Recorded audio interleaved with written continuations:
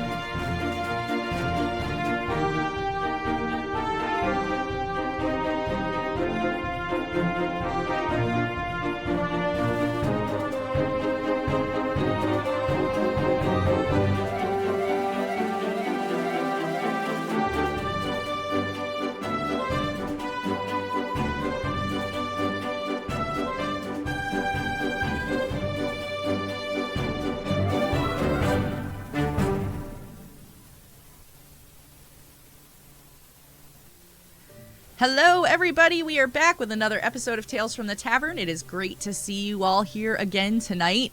It's very rare that I'm live 2 weekend nights in a row, but here we are, and I am so excited about this group. So what I am going to do is I'm going to start by having everybody go around, introduce themselves, tell us a little about who they are and what they do and where we can find them on social media. And then we'll dive right in. I'll give some information about the stream for people who are brand new, and we will get rolling from there. So we are going to start with Adam. Oh, no. Okay. Hi. I shouldn't have put a cough drop in right away. I'm so sorry. My name's Adam. The secret is that I always pick the person who looks the least prepared. You saw it, and you're like, bingo, buddy. He's the one, yeah. Hi, my name's Adam. I am mainly a podcast producer, although I've been sort of on hiatus since summer, really, because things just got really crazy. But I've had a couple TTRPG actual play podcasts in the past, the Roaring Trainers and DM's Treehouse. Both not producing right now, but I'm in the works of with a couple new projects, some old, some new, so I'm pretty excited. I'm starting to get my life back together, that I can actually find a sustainable way to do this, which is the struggle, for everyone. But I'm really happy to be here, and I just like rolling dice. It's my favorite thing in the whole world, for the most part, except when it's really sad. It is pretty awesome. So thanks for coming back and hanging out with me again. I'm excited to have you. Thank you. We will go to Matt next. Hello, I'm Matt. I'm Dungeon Glitch on the onlines. I don't really even know what I do anymore. I'm just kind of... I make shirts. I'm a writer. I do music now. I just made a website that helps people. It's a generator site, but it's going to grow into other stuff because I can't stop making junk. So basically, I just kind of hang out on Twitter and troll D&D stuff. And it makes me happy. So it makes the rest of us happy too. Well, thank you for coming on, and I'm excited to have you. It was one of my favorite things now is the fact that I booked Matt to come on tonight, and he was already booking to come on a second episode before he had even been on a first time. So that made me very happy. So thank you. Kyle, tell us a little about you. Hey, what's up? I'm Kyle, also known as Dungeon Maestro Kyle from the podcast Bombarded. What we do is, we're in a band together, so we just all play bards. I run the game, but we actually roll dice to determine what chords go into the song that we write every episode. So every episode we're playing songs for the spells we cast. We'll take pop songs and parody them to match the spell and everything. But then, all the background music is composed by one of my players, Randy, otherwise known as Spurrier. So it's just D&D music. Just squish them together and see what happens, and we have a great time with it. So yeah, that's me. Awesome. Well, thank you for coming on tonight. I am definitely going to have to check that out because that sounds amazingly fun. Thanks. We have a great time doing it. Yeah. Dan, tell us about you. The fourth week's prepared person. Got it. So, I'm Dan. You can find me on Twitter at caffeinated_Dan. I post a lot of bad D&D jokes, comments about graphic novels, all that good stuff. I'm also part of a nonprofit called Creators Assemble.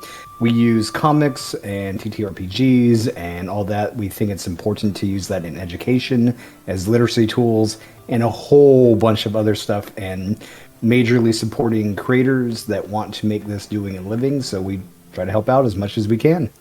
And we stream over on a channel some of the games we do and just the importance of all that fun stuff. And we interview a lot of cool folks in the community itself. That's awesome. I love it. I've caught some of your streams and I love the work that you guys do. I just think that's so awesome and important. So thank you for coming on and hanging out tonight. Thank you for your kind words. Wolf's Blood. I have absolutely no idea what to do at this point because I'm streaming 2 nights in a row, and this isn't right. But yeah, I am 2012 Wolf's Blood or Wolf's Blood 2012, depending on where you are going to find me. I'm a moderator here for Luna, as well as I will be hosting a new podcast coming out in January that will be featuring the new Aether and Steamworks system, and I am really looking forward to that because I think Luna may actually be playing on that one too. Maybe. That's what I heard anyway. Kind of. It's a rumor. But It is a we may rumor. keep it up. It's a confirmed rumor, but still a rumor nonetheless. Yes, and I am Gamer Mom Luna. This is Tales from the Tavern. So we are here every Sunday night, and the way that this stream works, if you're joining us for the first time, is we take all of our questions from chat. So if you have a question that you would like to ask some or all of the group here, feel free to just drop that right into the chat, and I have a moderator that makes sure that we get it so we can answer your question. If you've been hanging out for a while and you've got some channel points racked up, then we also have the Ask My Question next that you can use channel points for. For 1,000 channel points, you can have your question bumped up to the next one in the queue, and we will answer that as soon as we get the chance. So please feel free to interact, ask questions. Pretty much any TTRPG nerdy stuff is all fair game. So we would love to hear the questions that you have for this amazing group.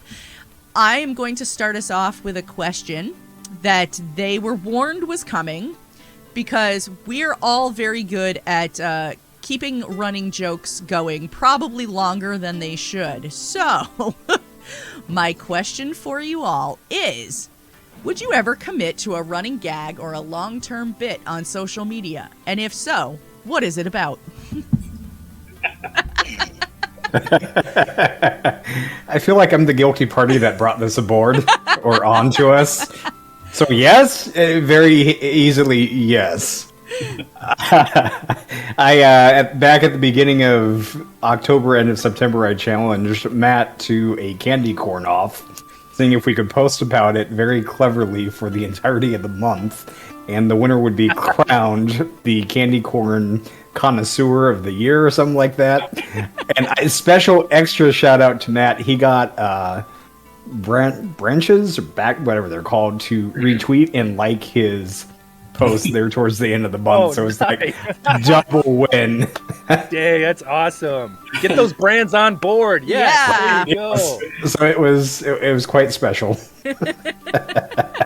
It got ridiculous there at the end. It's like, did we post? Did we not post? I don't know. Wow.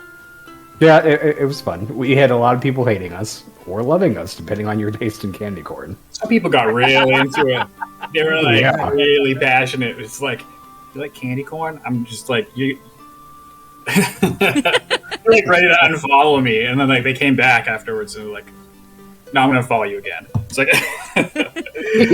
Candy corn is such a decisive candy. Like, it's like you love it or you hate it. I don't understand why that is with candy corn. I hate it, so I guess Yeah. there's that. I'm sorry. it's just sugar but I and don't honey. hate people that like That's all it. it is. That's literally. There's It's no middle like ground. you're eating the souls of the most boring mimes that you have ever come across in your life. That's all it's good for. That's all it is. Yeah, but it's a good palate cleanser for all the other good sugar you could have. I feel like it just sticks to my palate and it doesn't go anywhere, and then I'm hurt. Well, that's why you gotta do what I did and put sriracha on it first. Oh my goodness. That's brave.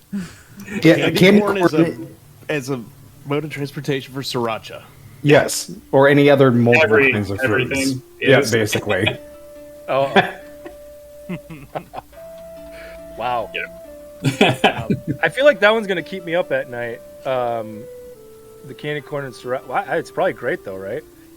It's just sugar, honey, and garlic. Yeah. And you now want to try it just so you can get that out of your brain. I got to try it just so I can know. Yeah. Yeah. I'm going to That the was- store after this. That was one of the most heated ones I did. It was like, let's just have some fun. I just woke up. It's the first thing I did in the morning. It's like, I gotta make a candy corn toast. I'm in the kitchen. I got the bag, and I look over from I had sriracha out because I had wings the night Oh, that's before. why it was Like, heated. Gotcha. Yeah.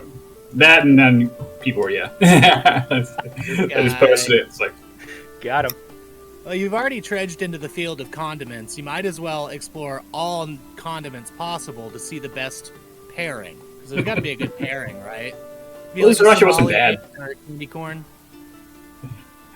someone had recommended mayo, but I turned that one down.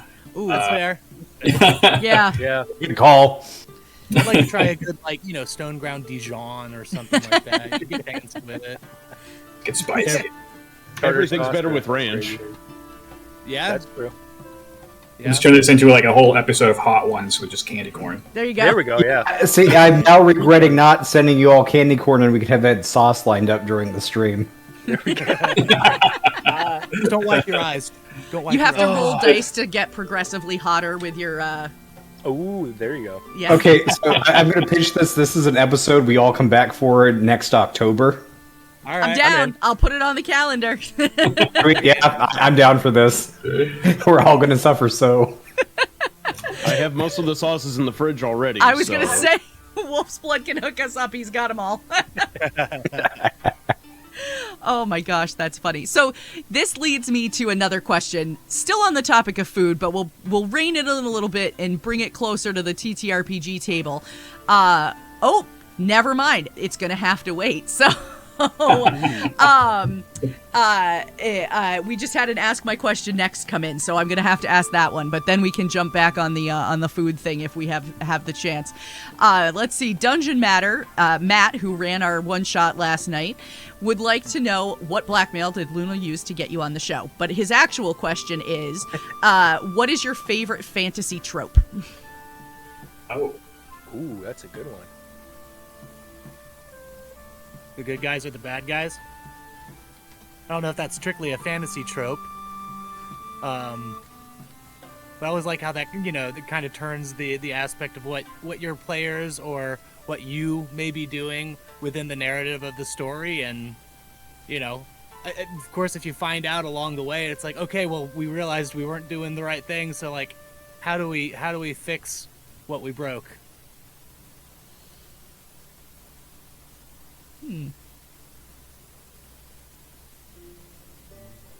I have two answers. Oh, no, go ahead, Matt.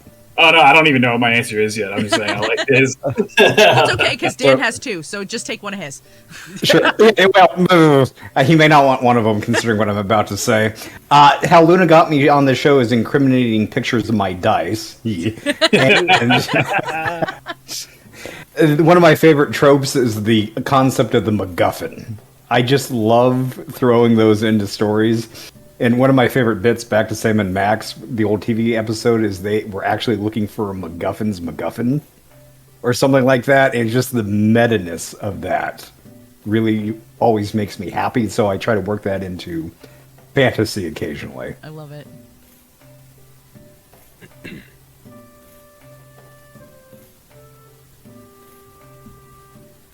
Anybody else? Yeah, I'm trying to. I'm trying to pick. I guess I don't know if it's the right answer, but it's my. I guess I just like almost every campaign that I DM has the whole kind of Final Fantasy aspect of like a person with a blaster rifle can go up against a person with two daggers, and the daggers can still win kind of fantasy thing. Like I like that high fantasy aspect of, and I don't think that's the right phrase I just used, but that's always been so fun to me and so unrealistic in the best way. And pretty much every campaign I've DM'd has some aspect of that. I just think it's awesome. And I just want to win a gunfight with some daggers, really, is what it is. I'm not sure if I'm... Sorry, go ahead. Nope, go ahead. I'm not sure if mine counts as fantasy, but I use it in D&D at least. That a lot of villains can be befriended or recruited. And it's in... Once you find that your antagonist can become sympathetic or that they might not be as committed to their causes as they thought, sometimes the story can just go into strange places, and you never know who your next teammate might be. Mm-hmm. And I like that. I think the first time I experienced something like that was playing Chrono Trigger, and it's when I was like, "Oh, Magus, you get to be on my team." That was a good moment. I was just like, "Yeah, cool." I'm on board with that one for sure.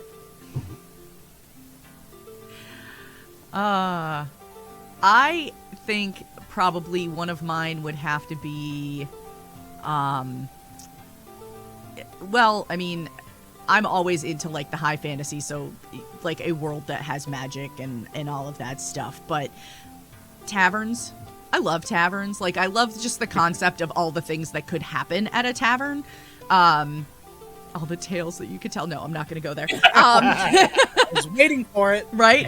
But no, I mean, I feel like I love playing a game where like it's not okay, so you all meet at a tavern, but I like sort of that feel of, you know, having a tavern, an inn, a place that you can go and use that as an opportunity to like essentially, you know, have a chance for the party to pause, break down, this is what's happening, you know, having a chance to sort of do that. But it can also be a great opportunity just for some RP between characters.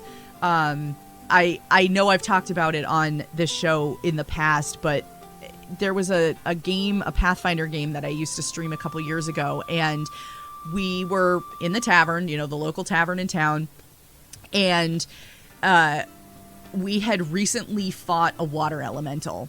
And so one of the party members was like obsessed with the fact that anything could be a water elemental. Like anywhere that there was liquid could have a water elemental.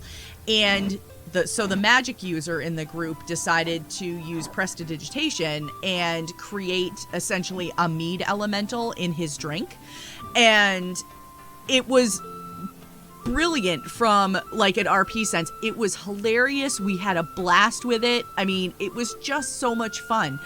And it's just an opportunity that wouldn't have happened if we hadn't had a chance to sit down at a tavern and, you know, and do that. So, yeah, I like See, that. and I absolutely love the helpful NPC. The one that just shows up when the party needs it, because then, too, as a DM, that gives you the opportunity to RP within your own game. Yeah. And I love being able to play that character, and they never know which way it's going to go.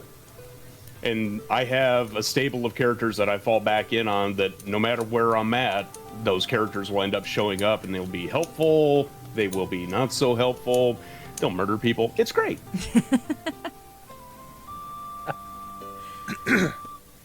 I have a piggyback question on that, if you don't mind. Go for it. I think everyone here has DM, but even if you're mainly a player, do you have, if you're a DM, an NPC or a couple that maybe they specifically don't show up, but their personality shows up in every game you DM?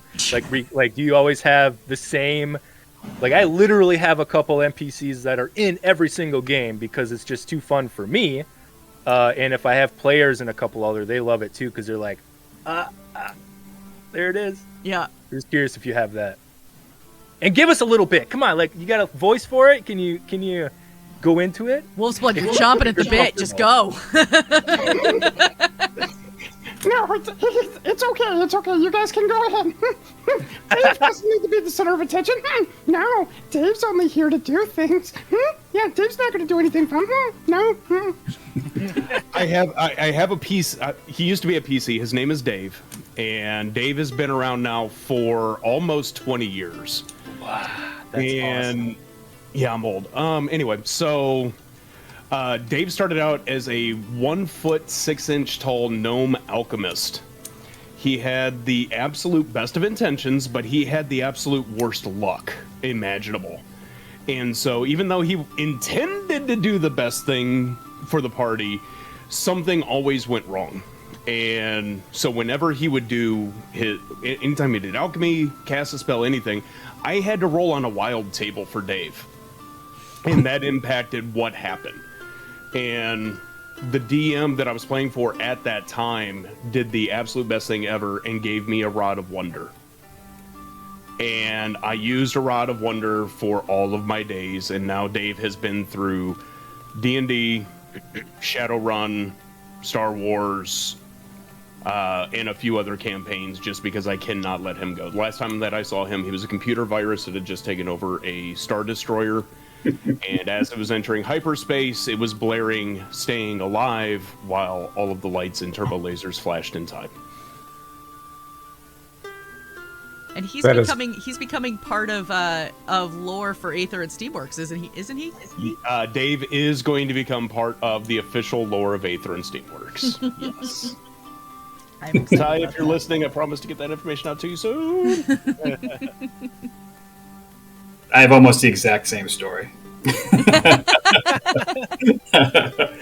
A buddy of mine, we were playing in in college, and we were playing D20 Modern, and it was not necessarily like a one shot, but we knew like the campaign wasn't going to last, so we just decided to kill all the characters. But we did it through this black hole just consumed many of the characters. And my roommate at the time, his character goes through the wormhole, and then we ended up playing another D&D game, and he's like, "Hey, can I play Cube?" I'm like, "Yeah, you can play Cube, sure." And he's like, he shows up with like all of his guns and everything else, and everyone else is just a regular D&D character. I allowed it, and it's like, all right, cool. And since then, he's been cursed to show up in temporal order throughout all of my campaigns. And he's been in a post-apocalyptic one. He's been in where he was like the big bad and no one knew, but I put him in there because my roommate, who I hadn't seen in like 8 years, came to play the game. So it's like, yeah, your character's the bad guy. So, and he didn't know until like we were a couple months in, but all the signs were there. So, committing to a bit.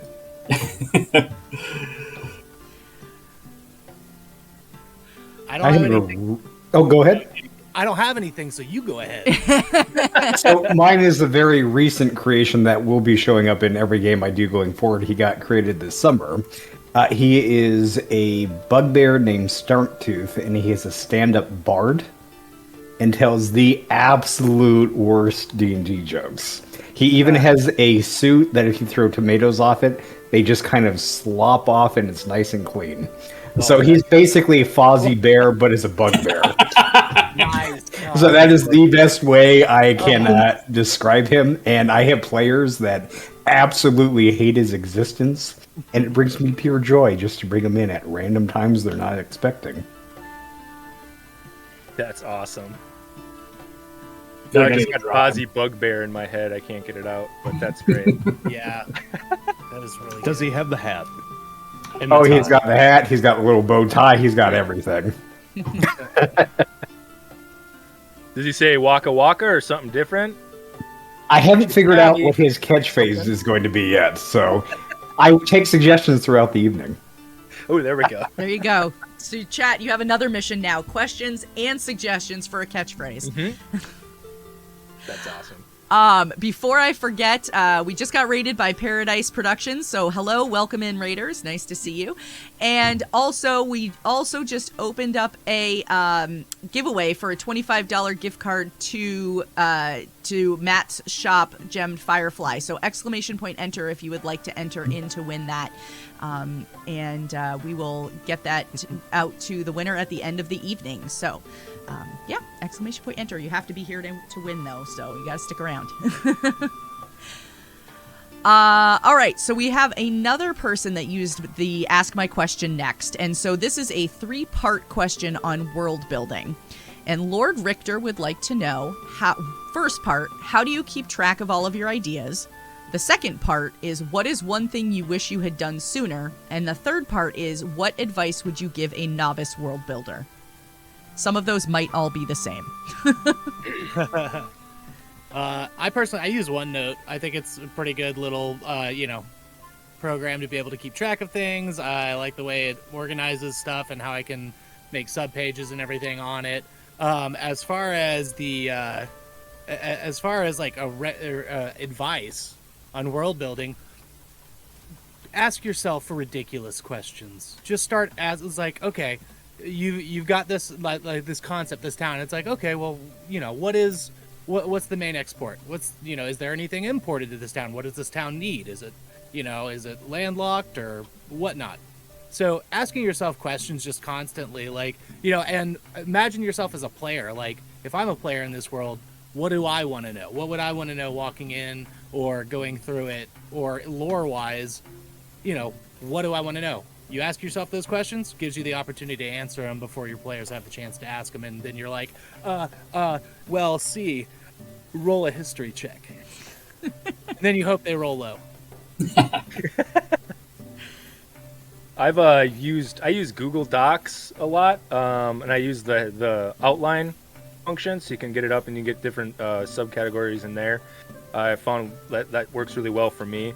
And what I wish I would have done sooner, and my advice is the same, and that would be just let go, actually, of world building and give it to your players a lot.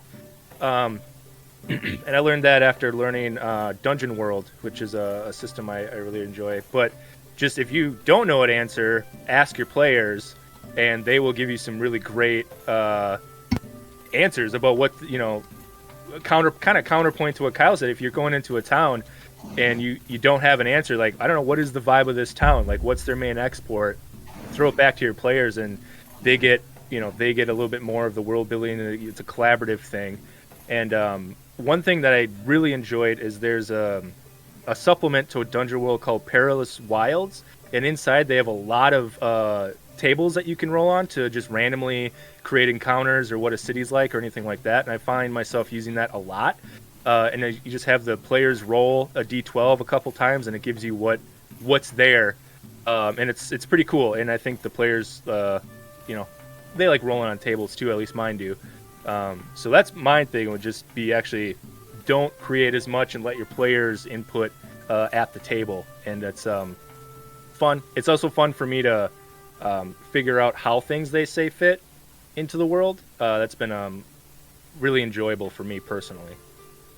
Yeah, I'm going to echo everything Adam just said. Google Docs and build the world with your players. It's so much more satisfying. At least that's true of me as a DM.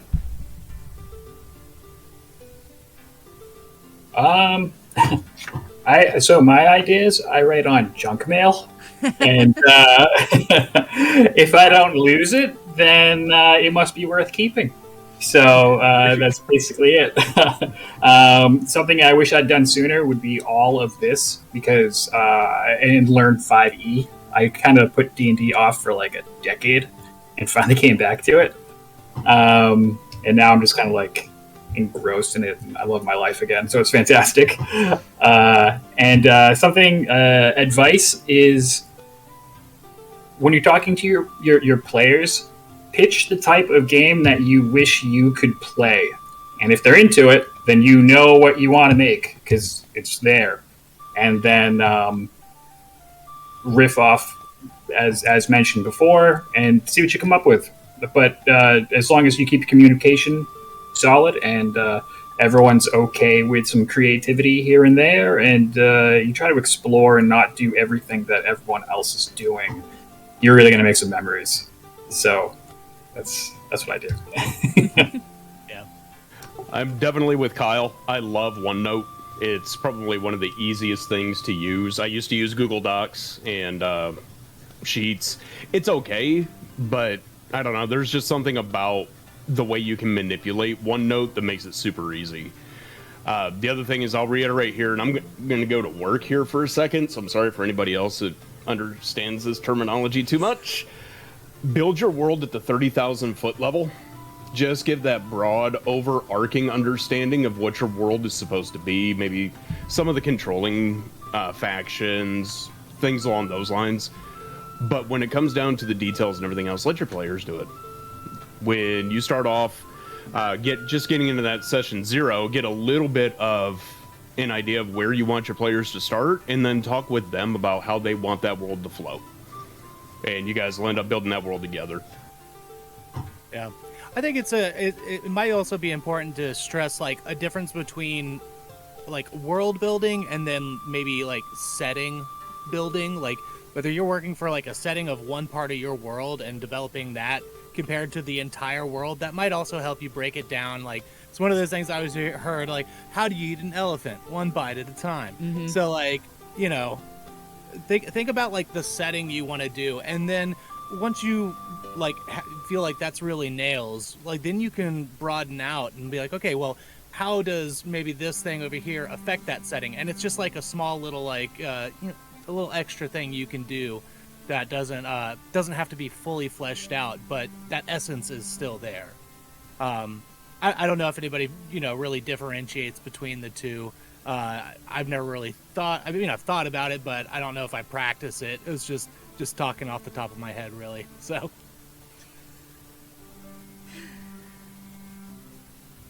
I don't do a lot of world building because I don't DM a whole lot. And by not DMing a whole lot, I mean it's been probably at least 10 years since I've attempted DMing anything. And I was terrible at it and did not have a super supportive group around me when I did it. So I just was like, that's it, I'm never doing it again. And so I didn't. And you know, now I'm like starting to kind of like just dip my foot into world building a little bit. So, you know, it's I like to think about, I like to be able to create characters and worlds kind of the same way, and that it will, like, I'll figure it out when I need to know it. I don't want to go into it knowing everything about the world. So, chat, this audience demands Luna DM. No, really, that's Bat Duck demanding that I DM. So, yeah, if I'm building a whole world, you know, from scratch, then I like to kind of figure it out as I go, because I feel like that's just a more realistic way of learning about any place. You know, you can study it, but until you actually experience it, it's not the same thing. And I just feel like for me, that would work so much better. But yeah. You're going to be DMing our Kitty Refuge module, though, right? So I was told via Twitch chat. Yes. That was another outcome of last night's one shot. Was Matt Dungeon Matter said that he would write a Kitty Refuge TTRPG out of something that happened during the stream last night. So it's it should be entertaining, that's for sure. Okay, let's see. Bat Duck had a question, and Bat Duck would like to know, have you played a character that was not the good guy hero, in parentheses it says can still be a good guy but bad, or something that is the opposite of your general tendencies? I have a very easy no. I've played evil campaigns before, and I've played like neutral kind of mercenary campaigns too. So it's like, yeah, we're just going to be a group of scumbags and see what happens. But one of my favorites, I guess, I was playing a shifter who was a disgraced paladin. So the whole time I'm playing him as an ex-paladin, he's basically like a fighter, and he then gets bitten by a vampire. So then he turns into a werewolf. Then all his vampire abilities go nuts, and it's like, oh no, okay, this character's broken. And it's like, okay, we're gonna turn him into an NPC, but so it's a good thing he's already a bad guy. So it was fun. I think the closest I've come is a character that that was for a campaign in one of my shows. It was he was a half giant named Bamba, and he was like a gentle giant kind of figure, but he was just only cared about his immediate family, basically.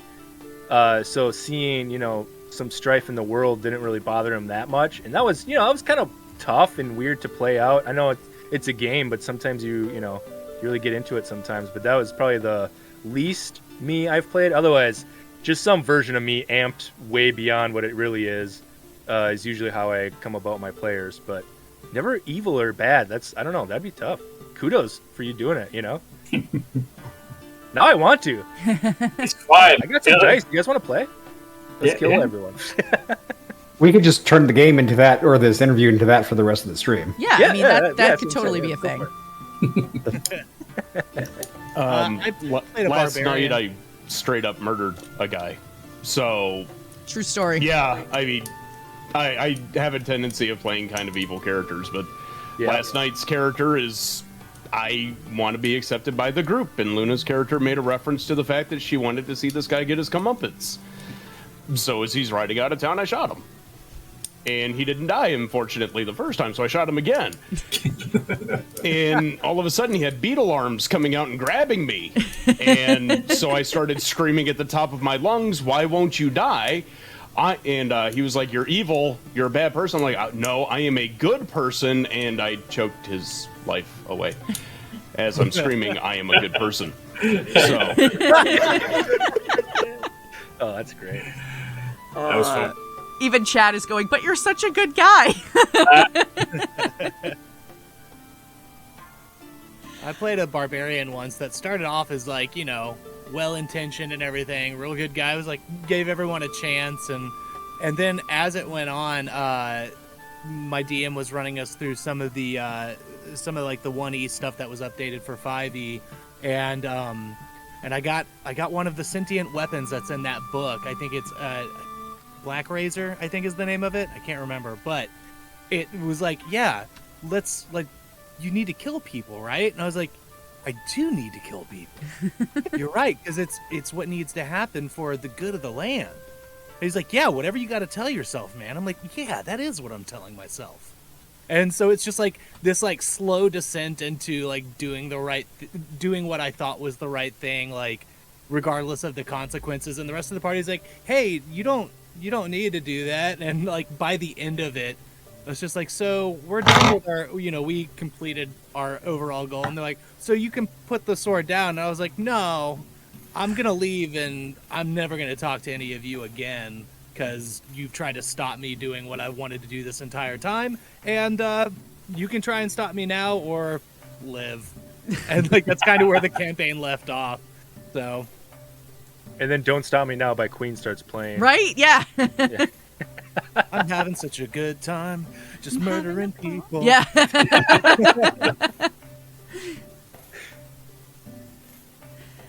You can play chaotic evil and still be part of a party and just choose not to kill people.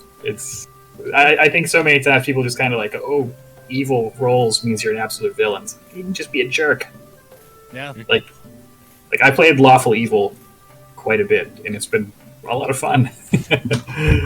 Yeah, I love the lawful evil alignment. I think there's a lot of meat on the bone that you get to play with. It really probably, I always love it when there's a paladin in the party because it's like, yes, you don't like what I'm doing because you realize the inherent flaws of our system, and if you want to change something about that, go for it. But otherwise, I'm gonna keep getting mine through it. So, yeah.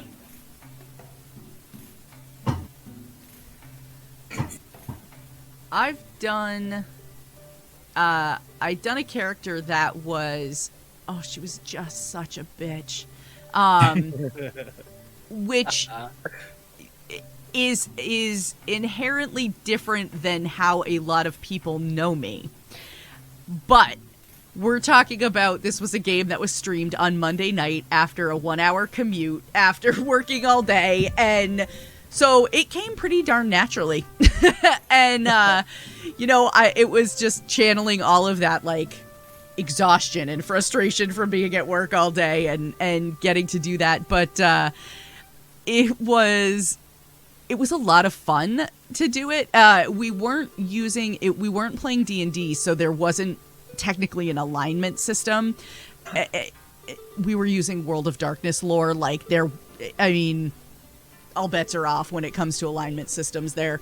So it was a lot of fun to just have somebody that, like, I could kind of channel daily frustrations into every week, because it was such a great outlet for all that stuff. And then, the game would be over and I'd be like, oh my God, I'm really sorry. I'm not mad at you. It's definitely the character. Like, you and I are fine, but it was always one of those things that I always felt like I had to apologize at the end of it. So, yeah, that was the thing. I loved her, though. Man, she was fun. Sometimes those are the best ones, because it's just like, you get to find a way to, like, maybe vent it in a healthy way that's right. Not, like, a very healthy way, hopefully, yeah. So, yeah, no, that's always good to be able to blow off a little bit of steam like that. Just fun stuff sometimes.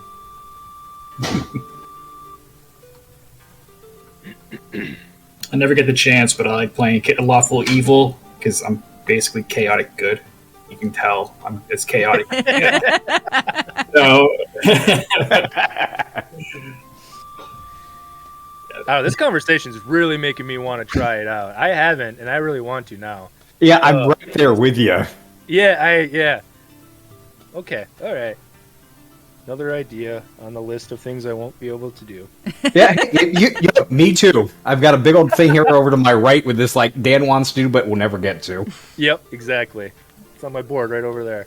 Wall of broken dreams. Yeah, You gotta play one. There's a crying face emoji over there too. I'm just really letting go.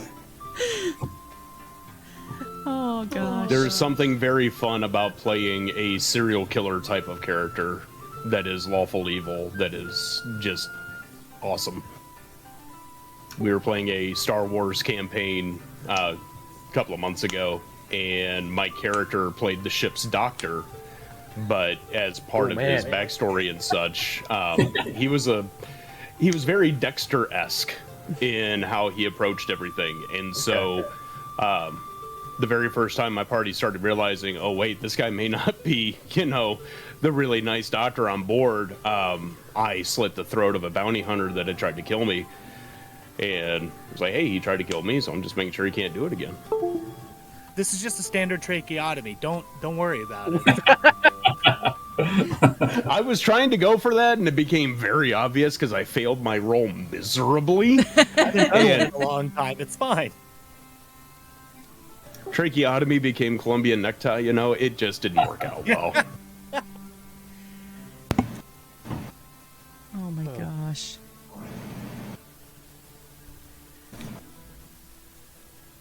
I have concerns. I have big concerns. What? You weren't laughing along with everybody else? Oh, I totally was.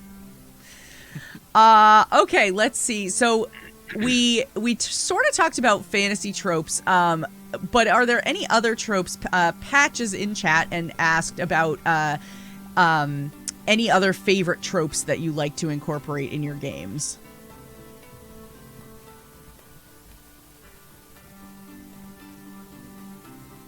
Red herrings are always fun. Throwing in somebody it's like, name them something that's blatant and expected, and it's just like they're gonna be like, this, and it's like, no. Like I did for Bombarded, I did spoilers for our Halloween one shot from a couple of years ago, but I straight up just named a dude like Ned Cromancer. He was like Nedrick C. Mancy. Or Crumency. God, I can't even remember my NPC's names, but it was Necromancer. And, like, there was an issue with a haunted house in town, like, actually having, like, ghosts and whatnot. So it's like, oh, it's probably this dude, easily. And it's like, no, it's definitely not. It's this other guy that you totally blew past, didn't even, like, peek on your radar for any reason. So, good old red herrings. You could even name one Rhett Herring, and then to really mess with your players a little bit. I love to overly describe rooms and make them really wonder why I'm going into such detail over this one room. Yep, I like that too. It's a great way to buy time. You're like, oh wait, I don't know where I want them to go after this. In this room, you now see. That's been pulled on me, and I've been like, okay, but why are you focusing so much on this doll? Like, I roll insight, roll investigation. It's a doll, but it's not because you spent 20 minutes describing it. Meta. That's meta. Yes. I know, but I was mad. I was mad. I am notorious for the Xanatos Gambit, which is when you're up against one of my big bads, you're going to come to a decision, and no matter what, the big bad wins. And although they usually have like ridiculous weaknesses, like you could just like walk up to them and talk to them, and they'll be like, "No, yeah, you're right." Reason, my only flaw. The common cold.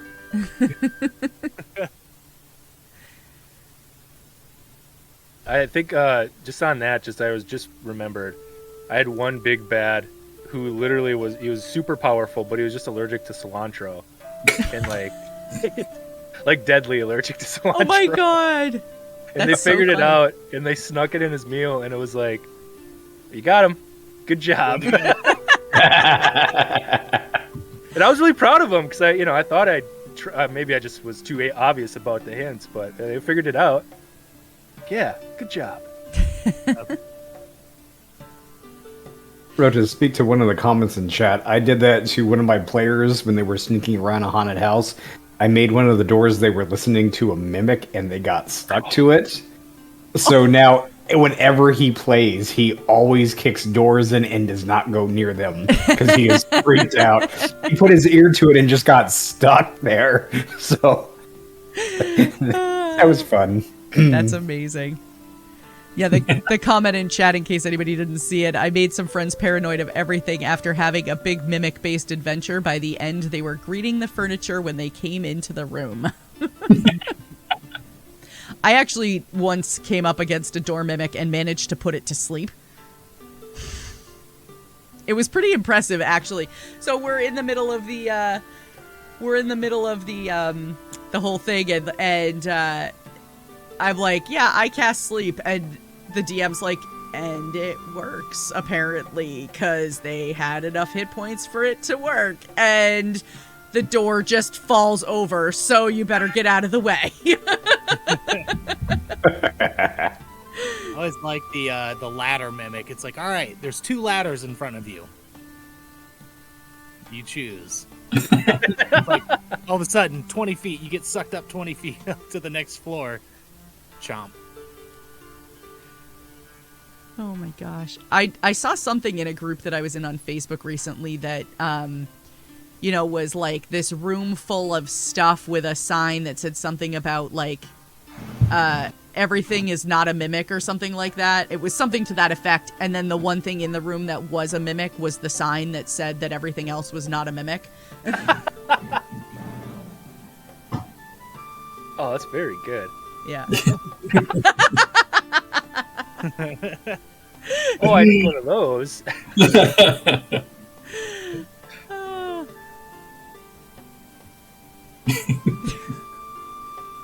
I was like, That's brilliant, though. So good.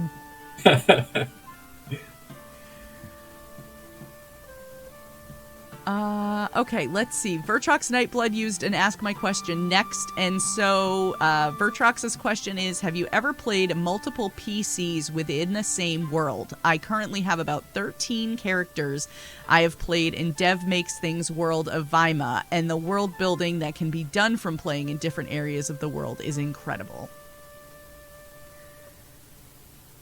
So, have any of you guys done that? Multiple PCs in the same world? My my older brother runs a game where that happens. I have not been in that situation myself, but I've seen it implemented, and the other players' reactions when we find out like the heavy metal bard lich is actually one of the players' old characters from a different campaign. It's like everyone's like, no, what? And so the reactions are very genuine and very excited. So I can only imagine how that feels to be in that situation. That's how I run my main campaign. So I run numerous tables in the same world, and they happen simultaneously. So sometimes, though, I'll do like a chapter switch and be like, okay, let's get some new characters. You guys are in... My world is an archipelago, so it's a ton of islands, a lot of different opportunities for things to happen. And then in some cases, I'll have characters, a story arc run into a dead end where they're waiting for something, and then it has to be triggered by another party to cause it to happen. And then we jump back into real time, and then they see it happen from their point of view. So it's like another party is fighting on an airship, and they take it down. It's like, okay, you guys are here 2 months ago. You see an airship crash land in the background, and they're like, oh my god. That's that moment I live for, so I set that up. I don't get to do it because I'm the DM, but it's close to it. No, it sounds good to me. Makes me want to try it out and see how I fare with it. Yeah, I wrote that down. That's a very cool idea. Yeah. Kitty. Yes, this is Molly. Come on over, Molly. Say hi. Molly has her own emote in the channel and everything. There it is. Yep. Awesome. Oh, wow. Wow. So, yep, that's Molly. Oh, gosh, and we're getting treats for kitties. That's probably what she came over here for anyway, so. She knows the drill. She does. She's got this down. All right, Lord Richter, I see your treats for kitties. I am pulling some treats out. She's going to get them out of the drawer right now. I can help. I can do this. I know how to do that. Right. My other cat figured out actually how to pull things out of the drawer from underneath the desk. So, yeah. Here you go. All right, she's happy. All right, let's see. Did everybody have a chance to answer that question? So,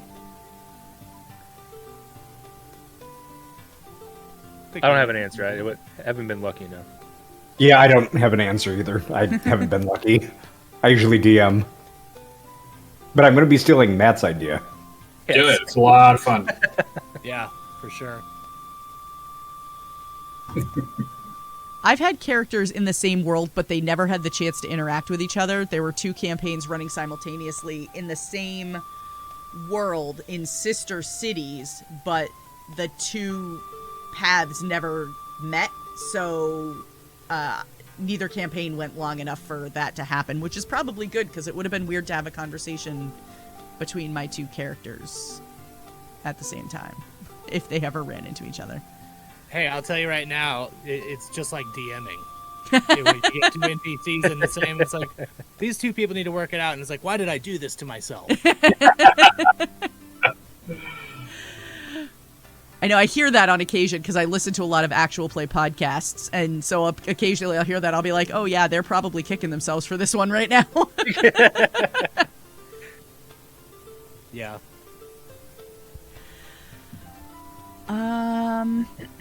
You know what? This is probably a good place for us to pause and take a quick break, and then we can dive back in. We've got a couple of questions hanging out that we can get to after the break. So why don't we take a quick break, and we will be back in just a few minutes. !enter if you haven't had a chance to enter the giveaway yet for the $25 gift card to Gemmed Firefly. Make sure you get that in. We will draw the winner at the end of the episode. You do have to be here to win. Otherwise, we'll pick somebody different. So stick around for that. And we will see you in just a few minutes after the break. in a world where heroes stand tall.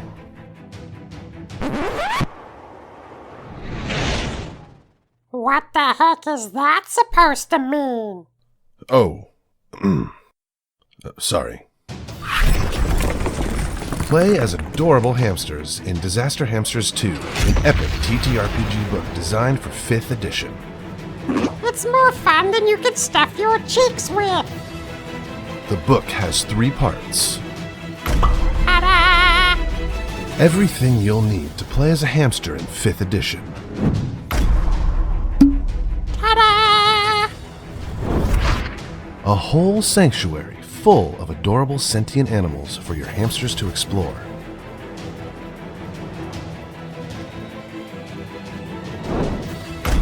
Ta-da! Hold up! Adventure? I'm so confused. How am I even talking right now? I have so many questions! The nefarious scientist Jerry Hilliot has perfected the process of creating sentient hamsters. Now, for a final test, he's dropped his experiments into the sanctuary to see how they fare. Not only must they survive, but they must also defeat the tyrannical kitty Snuggles to escape to freedom. This is awesome! We need your support for Disaster Hamsters 2 to happen. We'd love to have you on the team.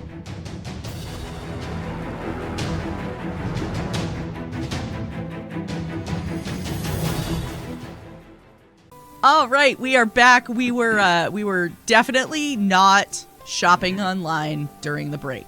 Nope, that was not happening at all. Not us. We did not just pay for Matt's entire Christmas during the break. Oh god. We'll post yikes on your ex's photo for $5. That's so good.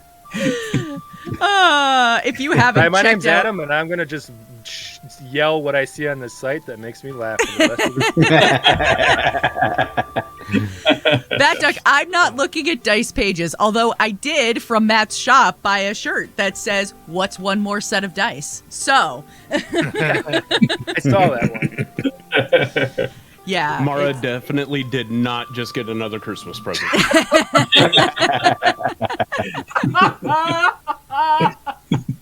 To be or to like, nah?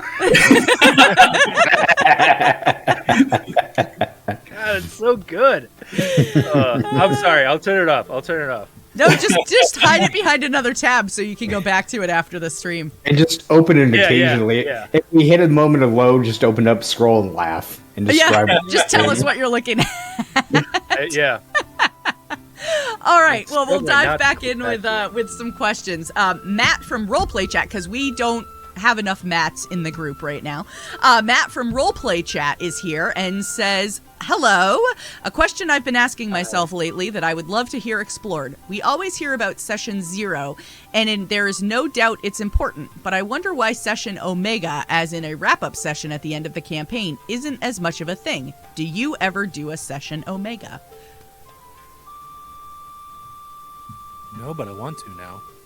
Not so much that was a session, it was more like a group chat. And it was like, hey, so what was good, what was bad? That kind of thing. Yeah.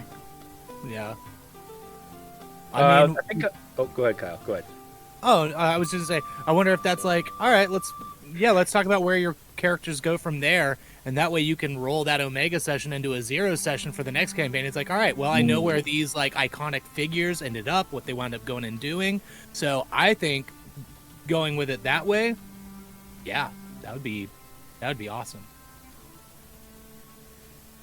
I was gonna say that I've had 2 completed campaigns, fully completed, and I think both of them, the end, like the natural end of the session or the campaign, sort of landed about halfway through our normal playtime.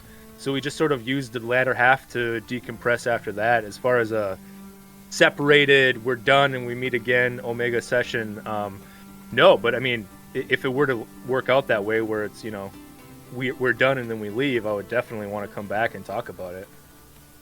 Very cool idea for sure. I think you have to decompress, right? absolutely agree on that. It makes a lot of sense, and it's a good opportunity to check in with your players and the DM in general. How do you feel about what happened? There's a lot of, I think, points from session 0 you could roll into the end session. Mm-hmm. But it's definitely something I'll be looking to do going forward. As a DM, those are really important to get that feedback to understand what they like. Also, too, it's one of those times where maybe your players are going to feel more comfortable to talk about those times where they were off-put or they were getting into territory they didn't want to be, but didn't want to interrupt the session as you were going, or didn't want to interrupt the campaign. And it gives them that little bit of extra freedom to say, hey, maybe this went a little bit too far, and so if we do it next time, let's not. And I will throw in the caveat, feel free to do it individually with your players as well, because some of them may not want to talk to some of the other players if stuff went down during the campaign that really affected them in one way or another. Yeah. I've never been a part of a group that's done like a wrap up debrief. I've done it where, especially with streamed games or virtual games, when we're doing it through Discord or whatever, you finish it up and then you can all like hang around for a few minutes and kind of talk about it. But I think what you say too, Dan, is really important. The ability to, pause, whether that's individually with each person or taking a couple of minutes to just check in, and get a sense of where people are in the story, where people are feeling about their characters or what their characters are doing, I think is really important. And then I also saw a really great idea. I can't remember who it was that I was chatting with when they mentioned it, but the idea of, it might have been on Twitter, but the idea of doing a check-in at the start of each time that you play, just a quick, on a scale of, 1 to don't F with me, like, where are you? Because that can also set the tone for how people feel about a session. Something that may normally be okay for someone might be off limits that day because of something in their personal life or something like that. And so it's a great idea to get a feeler along that line when you get started each session, which I personally think is a fantastic idea. Yeah, and I mean, if you're playing, I think it's really good to do, if you're going out to like your local comic book shop and you're playing and you're meeting up with new people, I think that's a fantastic, I think that's a fantastic thing to implement, because not only do you get a feel for how your players are, you also get to know them a little bit better. They may be like, oh, thanks for asking. And then they kind of tell you a little bit. You get to know each other and you develop a good rapport with these people. And I think it could be only beneficial, honestly. I'd like to add that also goes the other way. Check in with your DMs. Make sure they're doing good. They a lot of work that they put into it, and sometimes you can just be like, hey, how are you doing? Turn it back around. It happened to me once and I almost cried. Aww. Who's ever asked me that before? Thank you. I think that, and also letting your DM know that you're enjoying the story is super important. I mean, I've played with groups where, the DM has never gotten feedback at all. And then I've played with other groups that give constant feedback to the DM. And I think sometimes just saying something as simple as I'm really enjoying this story that you've put together is huge, because at least then they know they're on the right track, at least for you, but that they're also doing a good job. Who doesn't want to know they're doing a good job? So yeah. I need constant affirmation. Please give it to me. So we know your love language. Yeah. Compliments. I said, give me compliments.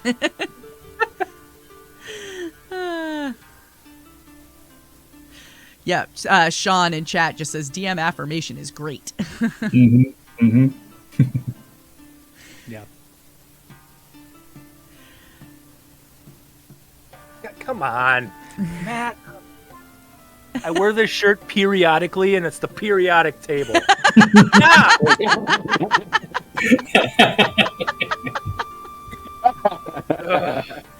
Oh, I love it. Okay. A lot of elements to that joke.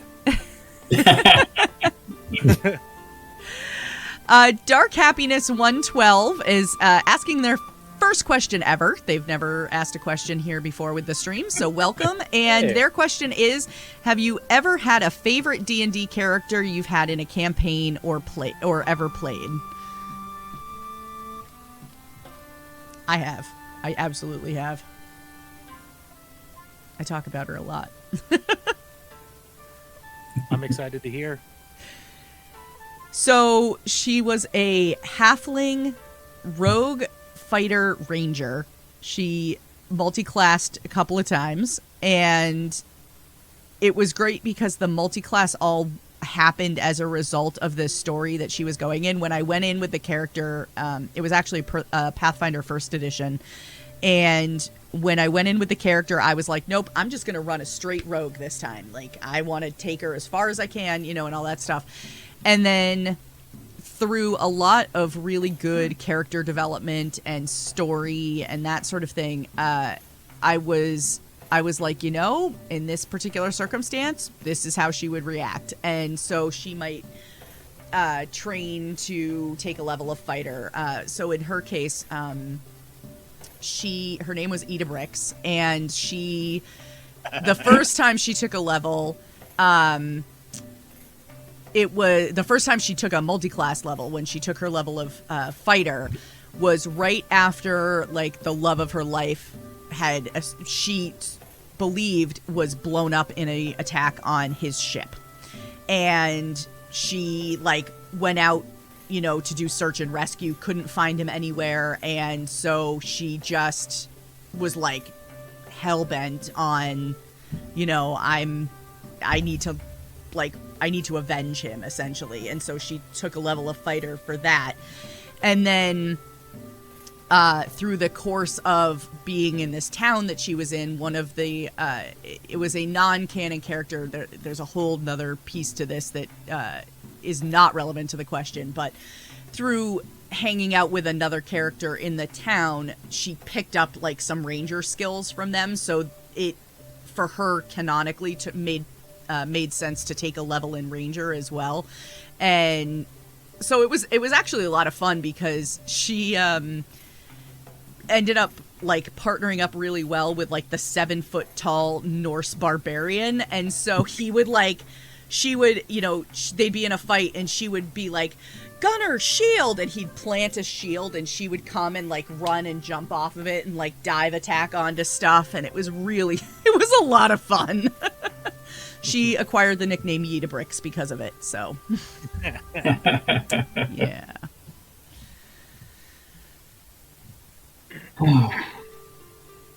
I'd say, I mean, it's from a long time ago when I was playing in high school when I first started getting into TTRPGs. We were playing Star Wars back then. And it's one of my favorite characters because, honestly, it's probably the only character that I've gotten to play through an entire campaign as. Mm-hmm. And I started off as a Bothan scout, and I went that route. And then we, you know, had people come and people go, and we had one player join up, and they played a Wookiee soldier. I was just like, I'm little and hairy, he's big and hairy, so like I need to step up my game. So I started overcompensating for my stature in comparison to him, and like we would spar. I got like heavy weapons and everything, and everyone's like all the NPCs are like, you look ridiculous carrying that thing. It's like, oh no, it's fine, don't worry about it. Just went on for that, and I think what I liked about him is that like in the end, he wound up dying on the final battlefield and everything, but like went out more so like as a soldier than just being like the scout that he was, sneaking around, and kind of like stepped up in that route. So that's I will first major character that I ever got to like complete something with. So that one's it's in there. I think my answer is very similar.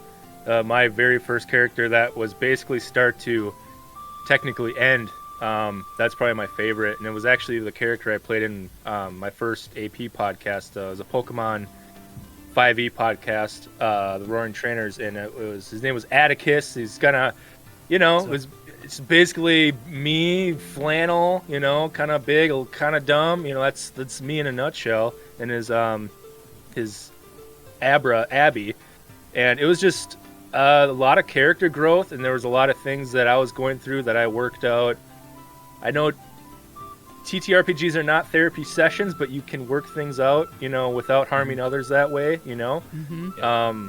It was, I feel like I grew a lot as a person and I'm getting real deep here and I'm sorry. But, as that character was growing too, it was exploring just, who I am as a person and kind of a lot of that. It's just a lot of meaningful moments that came from that. And it's kind of cool that it was recorded and you can listen back and see the character and yourself grow in that time. So it's probably mine.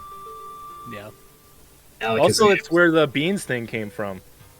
We were talking before about a running gag. It was, I built a brand off of a joke I made in that show like 3 years ago about a white label can of beans that my character got drunk and then spent all his money on beans. And it just then it turned into like a bean talk show where I interviewed people while eating beans, and then like beans became my brand for a really long time. Anyways, talking about running gag. What were we talking about? Yeah. I think we've descended to bean chat. Yeah, bean talk. Yep. No, that was fun though. I've eaten beans with Adam on what he's Yeah, that's talking right. about, You were so- right. Yeah, I remember Yeah. that. Cold beans from a can. There's nothing better. Cold beans from a can. No, it was good. I did not eat dinner after that show. Yeah, right.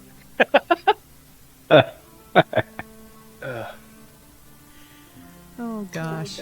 Favorite character has to be actually my namesake at this point. The character's name was Patrick Wolfsblood, and he was my first war cleric that I ever played in advanced D&D. And he was the first character I ever took from level 1, and he finally left off at level 18 because there were no other levels at that time. And I played him for probably 4 or 5 years, and still have the character sheet somewhere. Wow. I can dig out. Yep. That was my favorite character.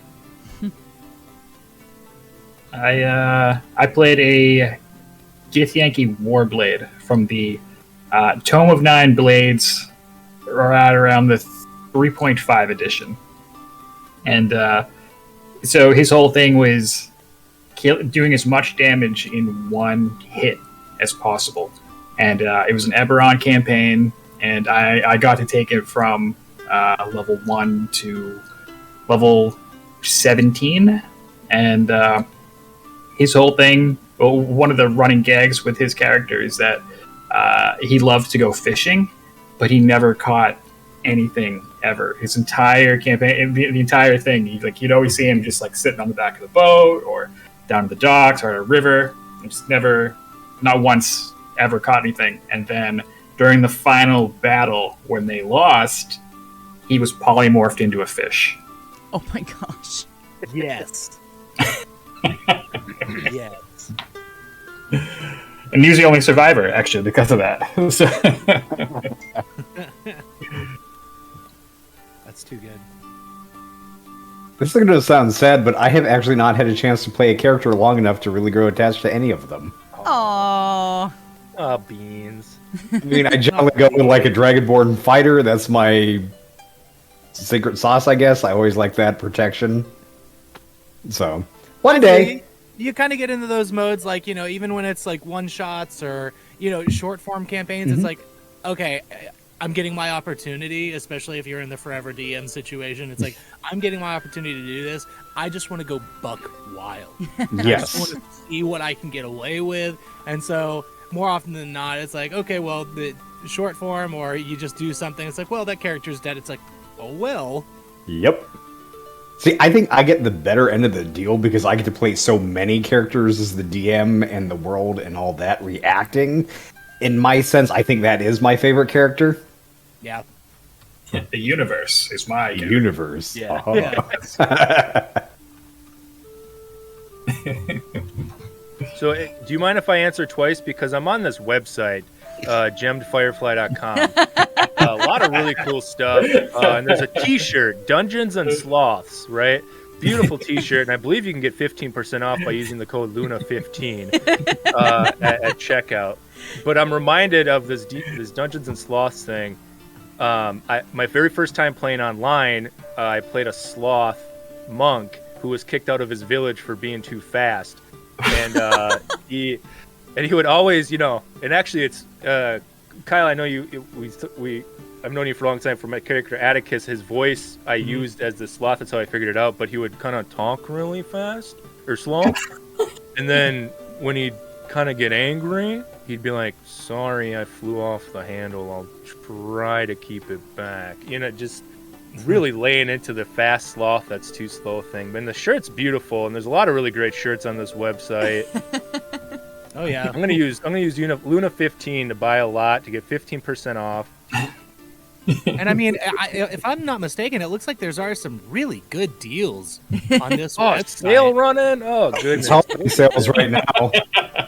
Now, Matt, what time do we have to make an order to make it here before Christmas? What's the cutoff? I would say probably the first, probably about December 10th. Oh, I thought it was by the end of the stream. Yeah, I don't know if I'd want to wait. Yeah, you want to do it now, though. Yeah. Because we don't know your shipping issues, the shipping crisis, all that stuff, supply chain issues. You know how it goes. I'm just saying that maybe if someone ordered something that possibly might be sent to the Northeast, today it's expected to be there around the 3rd or so. But that's just a guess over, putting things together here.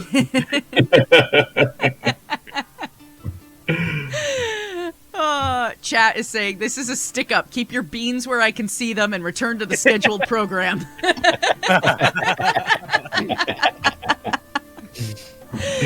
I have actual bean dice? The beans really is my brand here. Like, I'm not joking. That's bean dice. That's awesome. Yeah. Amazing. That's great. Amazing. I love it. I love that so much. Okay, so Patch has come back with another good question, and one that surprisingly does not get asked as often as you would think. Who would sit at your dream table?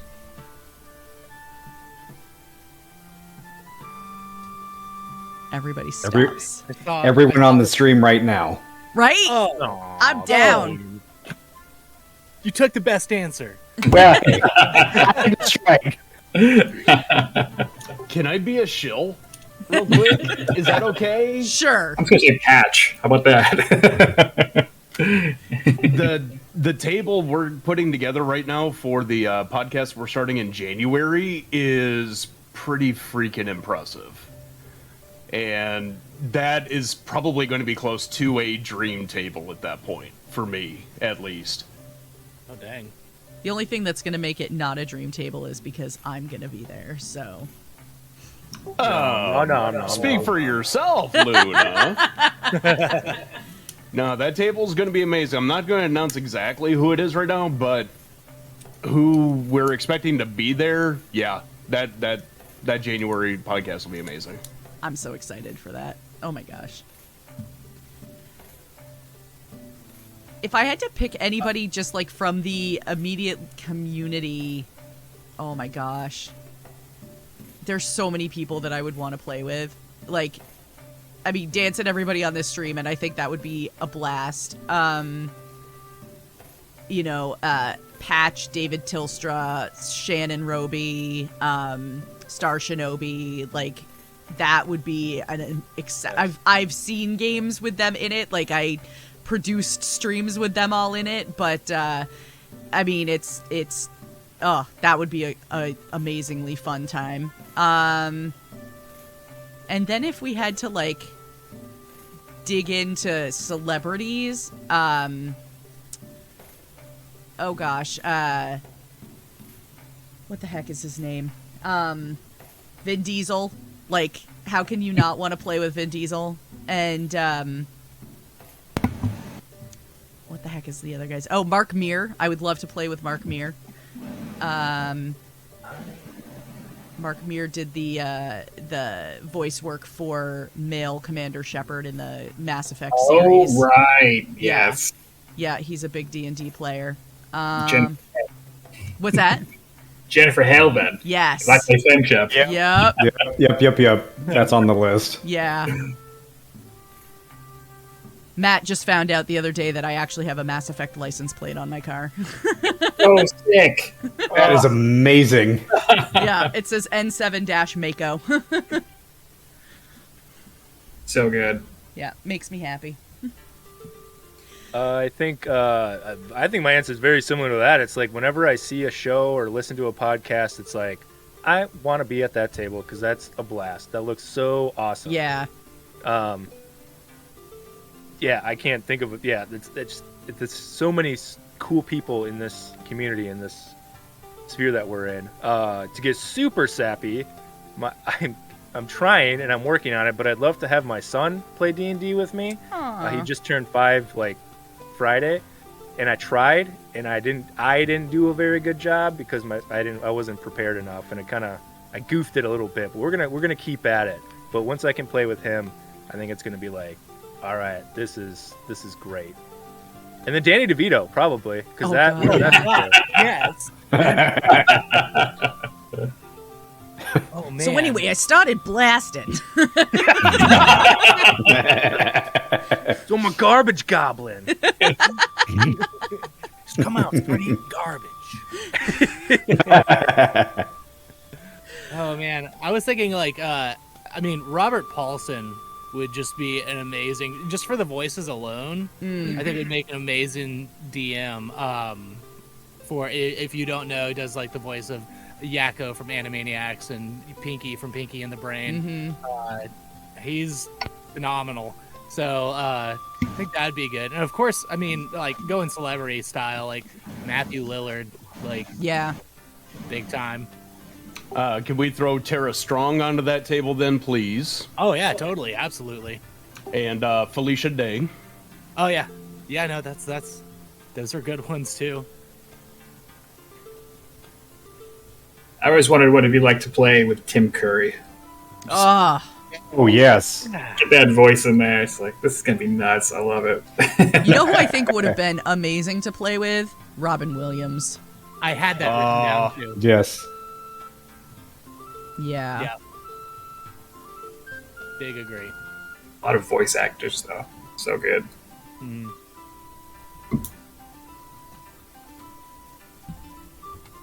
Need some random comedians, too. Yeah, a lot of improv folks would be fantastic. Yeah. Yeah. Bill Hader. Oh, man. Oh, yeah. That would Well, be I mean- amazing. D&D is kind of like the new, like Hollywood back room thing. It's what everyone kind of plays. It used to be golf or it used to be poker. Now it's like everyone just kind of plays D&D, and everyone now knows each other from random tables. And you can see it on Twitter. Some of them are all connected, and some of them just don't ever talk about it. But I hear about their characters, so it's fun. I like that. Oh, Apache in chat just said Jeff Dunham. Could do the. I saw somebody put up a puppet warlock patron recently. They're like, oh yeah, I think actually who might have been Snickle Socks on Twitter. It's like, I guess if you had Jeff Dunham, you just keep doing the puppet thing, yeah. Yeah. Okay, good. I am thinking of the right comedian. You are. Yeah, he's the guy who has like Ahmed the Undead Terrorist and Yeah. Jose Jalapeno on a stick. He's a little Yeah. too crazy for me.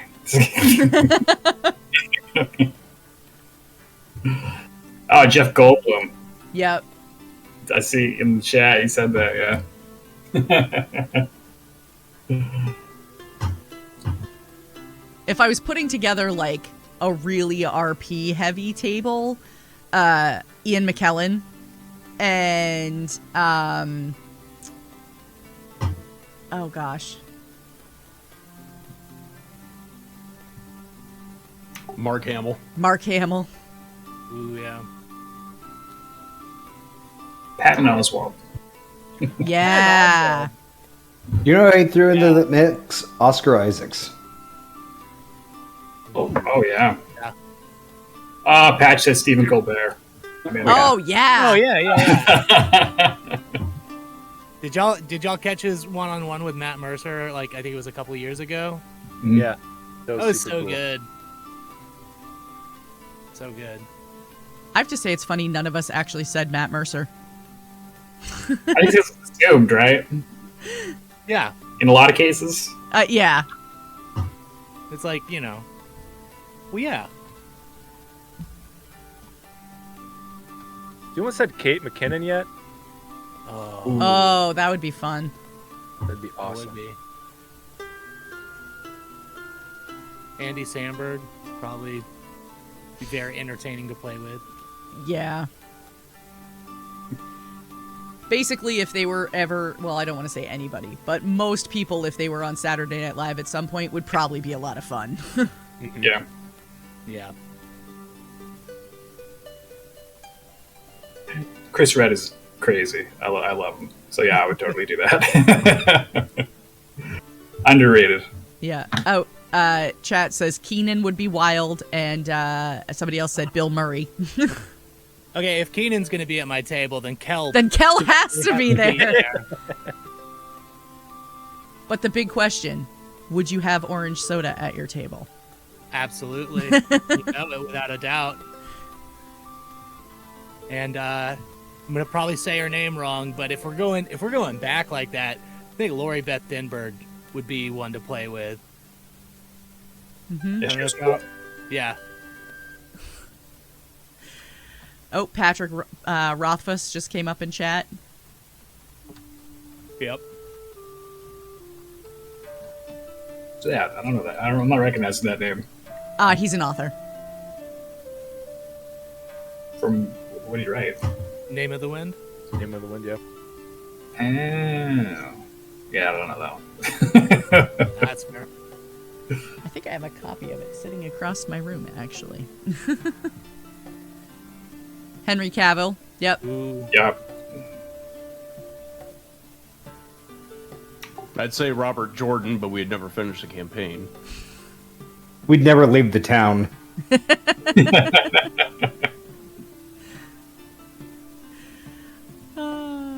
All right, let's see. We could probably come up with people all night, so I think we'll jump on to the next question. Let's see.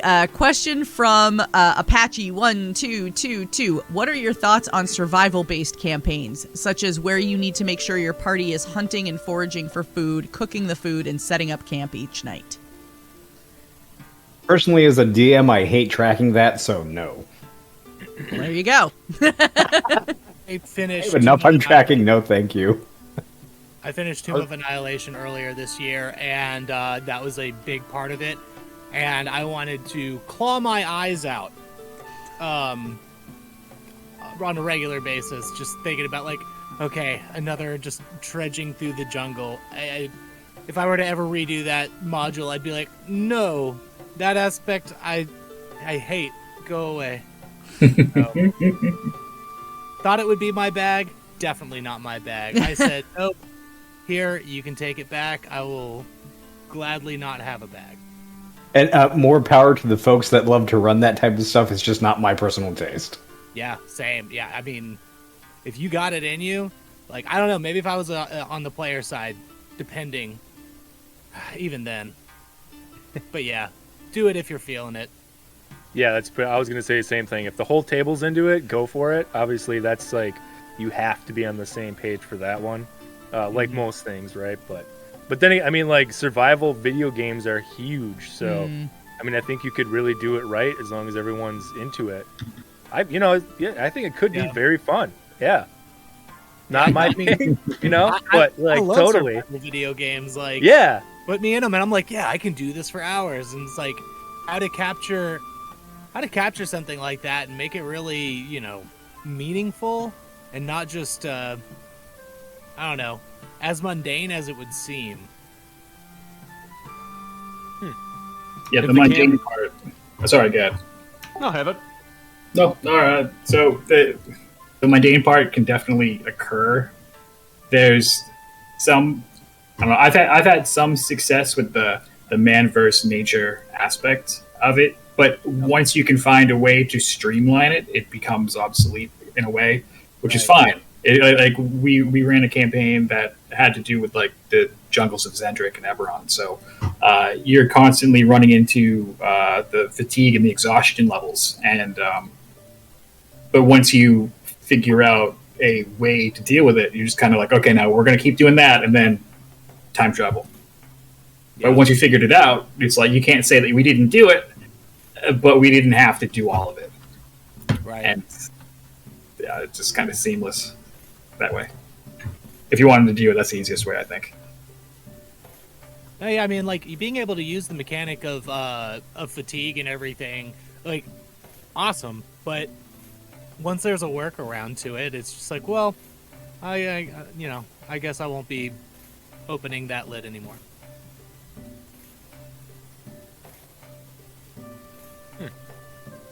And I wrote down Name of the Wind. It's like, There we go. so I would remember to do it. It's on my junk mail. I was so going to say would- it's on an important piece of junk mail, so. Alright,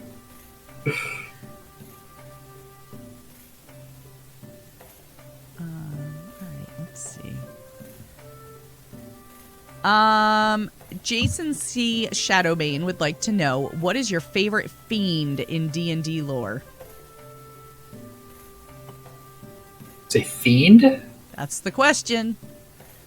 So like demons? Humanity.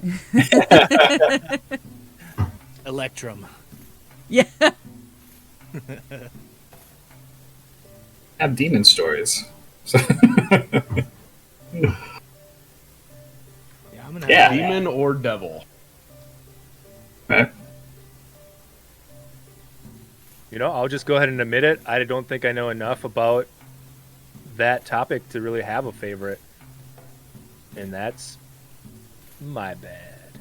Yeah. I think probably one of that I've utilized more is I think it's the Cambion, because they seem more like the devil at the crossroads kind of archetype. So I like utilizing them. Again, us doing bard things. It's like make a deal. So I tend towards those, especially like in moments for players. Like if somebody dies, it's like, all right, cool. Here's a chance to do this if I want to, or any other situation. Who knows what trouble players are going to create? But having that one in the back pocket has always done me good. I've run the. Take this one.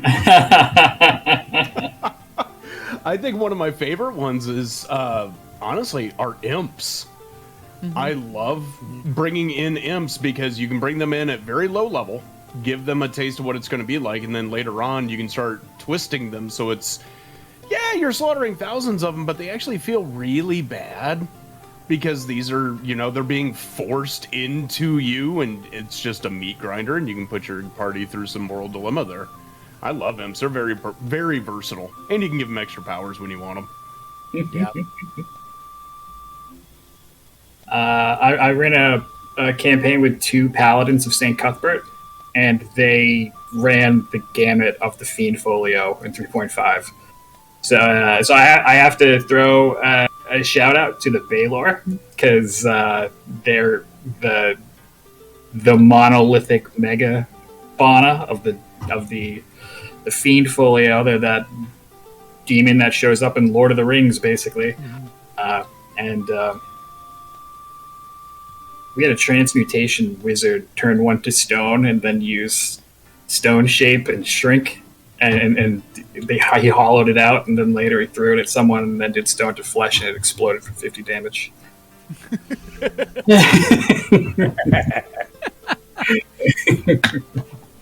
So yeah, Baylor's and nuts. Favorite Incubus.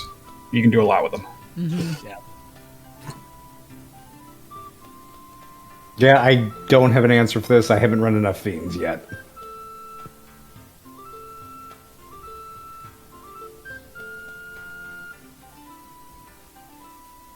I don't. I was trying to think if I had one, but I don't. When you get to like the epic levels stuff, at least when I was playing 3.5, demons was kind of all I had left. Otherwise, I had to spend all that time making NPCs that they were just going to slaughter. It's like, oh yeah, I spent the entire school day making this character. And they're like, oh yeah, what's his name? Dead. That's just cruel. Yeah. It's like, here's 5 Baylors. Early on, just losing a character right out. I made a wizard. I was joining in my older brother's campaign back in the day, and we're going through like a wizard's, tower, and it's like we get to the library. I'm like, oh, sweet, books. And I pull a book, and he rolls. He's like, cool, make a dexterity save. And I'm like, okay, I failed. And he's like, your character is dust. And it's like, awesome. And it's like, there's a huge explosion on the side of the tower, and now there's a hole where you can see the landscape outside. And I'm just like, I'll make a new character. He's like, that's a good idea. So I'm going to backtrack on that Fiend question. I actually do have a favorite one.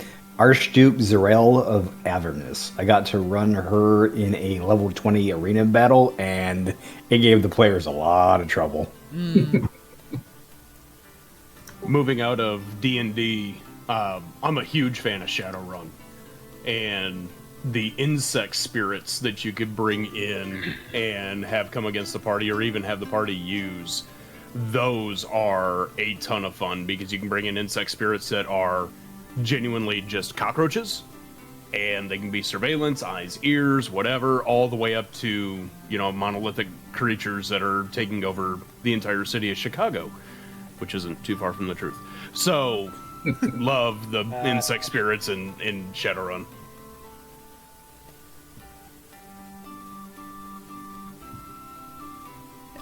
Lord Richter had a follow-up question as to whether or not anyone knew where the name Baylor came from in terms of the type of demon. I don't have a clue. I never got around to looking it up. Like, why it's called a Baylor? I think so, yeah.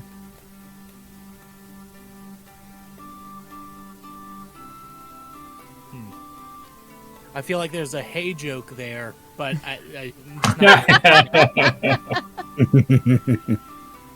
As a kid who grew up on a farm actually baling hay, I appreciate the effort. Yeah, I used to have to take care of all the hay down in hell, but then they promoted me. It was great. Gave me a whip. It's great. It comes from the little gnome book, Children of the Wheat. Hey.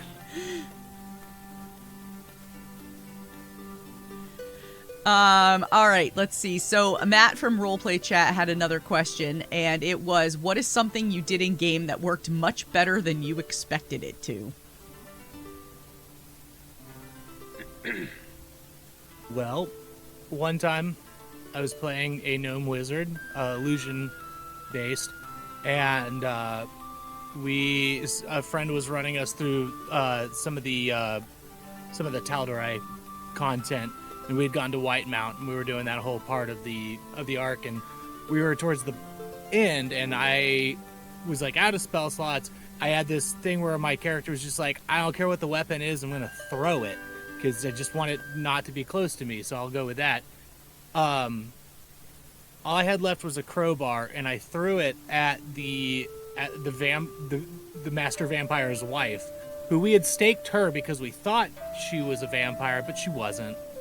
And I was like, well, I don't know that she's not still a vampire, so I'm going to throw a crowbar and try to hit the spike and see if it goes in deeper or anything. And I rolled a natural 20 and killed her. So on the vampire's next turn, I was completely just mutilated. Came over, just eviscerated completely. Best moment of my life. With my character Atticus in that Pokemon campaign, we were on a train and we were trying to deceive people, and we called ourselves the Train Tumblers. So I rolled to do a backflip, and I think I got a nat 20 on that, and that was the best moment of my gaming life so far. A nat 20 on a backflip.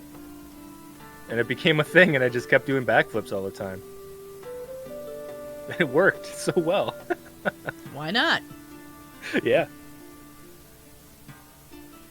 My character that I was talking about a little earlier, Edabrix, there was a fight that they had gotten into fairly early on in the campaign. The town that they were in was under siege, and the party ended up on a set of ramparts, and there was like an ogre that was coming at the gate, and so they were trying to fight it from up there. And so my character, who was not having a whole lot of luck using her crossbow, decides to take her short sword and jump from the ramparts on top of the head of the ogre and just like stab as she goes down. She didn't kill it on the spot, but it definitely worked a whole lot better than it could have. Because she still landed on it and still like managed to stab with her short sword and not fall off and get stepped on. So, that was good. You telling that story makes me want to ask a question. If a player does that, if they take their character and they're like, I'm going to jump off this 20-foot ledge and attack this tall creature, do you still have them do the fall damage, or do you be like, hey, you're taking a chance and I'm gonna reward you the opportunity to like land without issue? How do y'all feel about that? I always go with the rule of cool. The cooler it is, the more I'm willing to bend the rules. Yeah. Unless they roll a natural one. Yeah, and then there's consequences. Yeah. High risk, high reward, right? Yeah. Right, exactly. Dope. Yeah, when But I... actually, go ahead. No, I was just going to say that. Hey, I'm going to jump in here.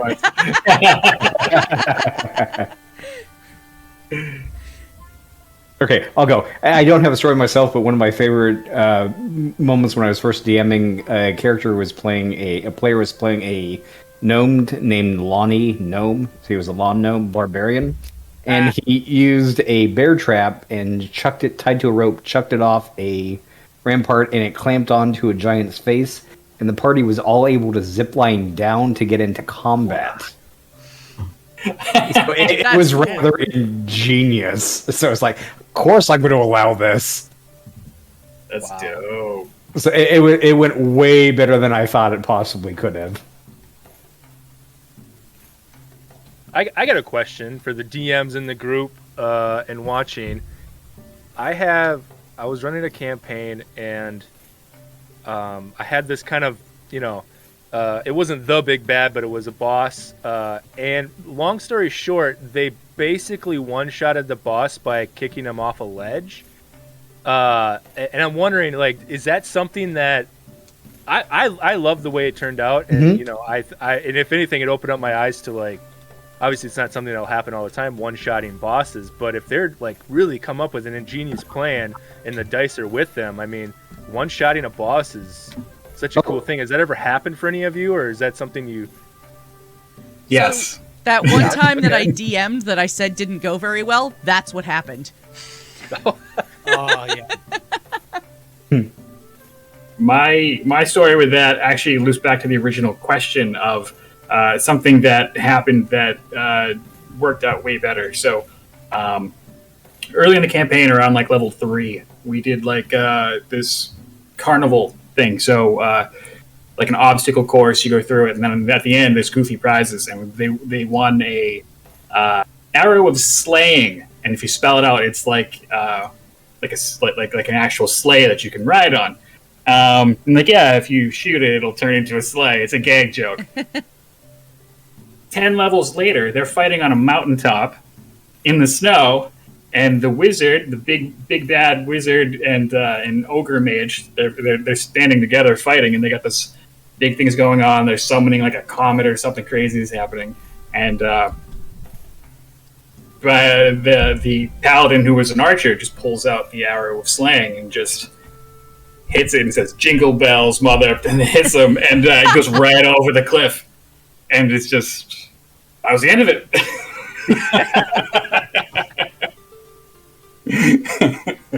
That's ingenious. I forgot he had it. It was like, that's the best, though. You like just some item from months and months ago, right? Oh, that's so great. Jeez. Now, I would say, if the players don't look over the cliff edge to confirm the kill, I don't know if they're dead yet. I rolled it and everything. He's like, now he's done. I had that fight all mapped out. Like I knew he was going to do on every round, basically. And that's one of my favorite moments, though, as a DM, is when you have this plan and your player is completely subverted, and it's like, oh crap! Well, we're in improv territory. Here we go. I think it makes you a better DM, personally. It's definitely a test for sure. I've been there. I was like, all right, I've got this whole encounter planned out. It wasn't a boss battle or anything, but Tomb of Annihilation. I had planned the zombie T-Rex and everything, and it was done in like a round and a half. And I'm just like, I'm like, okay, here we got to figure it out from here. It's hard, y'all. It's hard.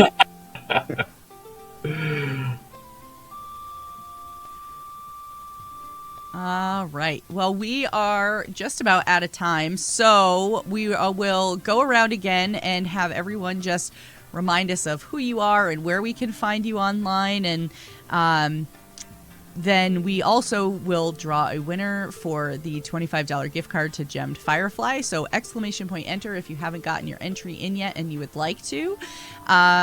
And so, Wolf's Blood, let's start with you, and we will have you refresh us on where we can find you on the interwebs. Let me refresh you with 2012 Wolf's Blood or Wolf's Blood 2012, depending on where you are looking for me. Keep an eye out for this January. Coming your way will be the Aether and Steamworks podcast I will be hosting with an incredible table. Luna included with that, and also being incredible and cool. And so yeah, otherwise catch me here. I'm one of the moderators in chat for Givermon Luna and Meme Dumper in the Discord. It's true. Wolfie, thanks for coming and hanging out on stream 2 nights in a row. I'm going to need to go recharge my batteries. I will see you in a week after I actually do that. Fair enough. All right, Dan. Oh, gee, I'm unprepared. Okay. So, theme of tonight.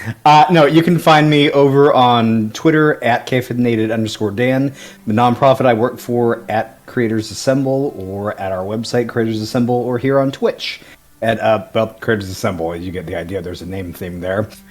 Giving Tuesday is coming up in about a week and a half, and I will be running a game called Reindeer Games, which is basically Special Forces Reindeer, Evil Penguins, Christmas in July, and Hilarity, and we've got quite the table for that. So check out my Twitter if you want to see who those guests are, and we're going to be using it as an opportunity to raise funds for my non-profit that I'm part of, so we can actually keep the lights on and help fuel initiatives that we're doing to help support creators and holiday heroes and all that other good stuff. Awesome. That sounds amazing, and I am definitely going to have to check that out. Thank you for coming on and hanging out tonight as well. I appreciate it very much. Kyle. Thank you so much for having me on. It's been a blast hanging out with y'all and getting to know some of you. And, of course, I've known Adam for a while now, so it's always a pleasure to get to hang with him. But you can find me over on Twitter. My handle is Boognish_theory. That's BOOGNISH. But I'm the Dungeon Maestro for the podcast Bombarded, which you can find on all your podcatchers. Or you can go onto Twitter at BombardedCast and check out what we got over at bombardedcast.com. That's got like transcripts of our shows and some DM notes from one-shots that I've done. But yeah, jump on in for some musical buffoonery that we get into, and we'll have a good time together. So that's it. That's me. Yeah. Awesome. Well, yeah, it was definitely awesome to have you on and get to meet you. And I am definitely going to have to check that out, like I said, because it sounds fantastic. Thanks. Matt. Yeah. I'm Matt. It was great hanging out with everybody. Thank you so much for having me. Awesome getting to know Adam, Kyle, Wolfie. I hang out with Dan all the time, so. I mean, we basically become family after that candy corn bit. Yeah, we were talking like daily. It was like in the DMs, and it's just like, hey, did you get it in yet? Yeah, I'll do. It's midnight almost. It's like so. I'm Dungeon Glitch on Twitter mainly. I own Gem Firefly, which I hope. Good luck to anyone trying to win the gift card, because I just keep making stuff. I also just made a new website that is at dungeonglitch.com, also at rpgforfree.com. It's got two names, I don't know why. But it's essentially just generators for if you're playing and you need to come up with a name or food, or you want to describe the damage of a hit. You say you got a critical hit and your DM looks at you and goes, oh, well, how would you like to do this? Or what does this look like? And you can just critical hit, slashing, melee hit, and then it'll come up. So, yeah, it's fun. Awesome. Well, thank you for coming on tonight. It was a blast to have you. And we will give away your gift card in just a few minutes. Adam. Hi, this was great. Thank you so much for having me, and I'm really happy to have met all of you. Kyle, I know, but the rest of you it's been a pleasure. Man, you all are just doing some just crazy, awesome things. It's so cool. Good for you. Seriously, keep it up. It's so awesome. Me, I guess, you can follow me on Twitter at the Adam Mata. You can join my Discord, the Bean Can. Like I said, beans are my brand. There's a link there. I'm gonna stick with it because I do like beans. And I got some projects coming up that aren't ready yet to announce. But if you want to pop in that Discord and hang out, there's a lot of really cool, creative people in there that are worth checking out, along with everyone on this stream. Thank you so much for having me. And I think the very first shirt I'm going to buy from gemfirefly.com using the code Luna15 to save 15% will be the Lazy DM with the man on the dice. Because honestly, if that ain't my vibe, I don't know what is at all. So, for having me. We need this guy advertising everything. That's right? what we need. I know. Yes. So good. I won't have to run any ads when I put this in podcast form. Like, it's already done, so it'll be great. Yes, and reminder, guests, if you would like to enter the giveaway, you can enter as well. ! Enter. I will draw a winner in just a minute. But I am Gamer Mom Luna. This has been Tales from the Tavern. We are here every Sunday night, except for next week because I'm taking the week off for the holiday. So we're here almost every Sunday night from 8 to 10 p.m. Eastern Time. And this is where we do the epic TTRPG talk show where chat asks the questions, and also have really fun one-shots now. That's a new thing that I'm gonna start trying to do more often because it's a blast, and we had a great time last night.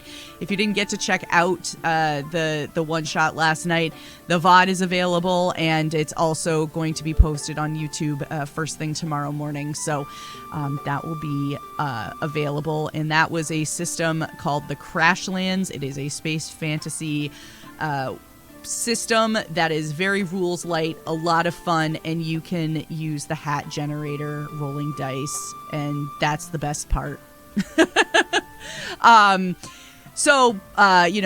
Give that a check if you haven't. That should be as soon as Dungeon Matter Matt gets around to getting that published, it will be available wherever he decides to sell it.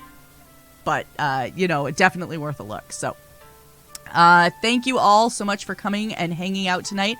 It has been a blast. I am going to close the entries for the giveaway, and who's gonna win? Good luck. Could be you. Drum roll, please. I have a drum. Should I roll it? I mean, maybe don't actually roll the drum, but.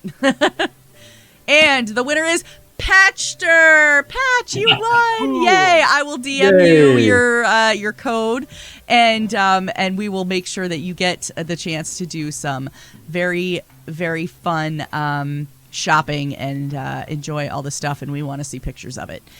We are going to what?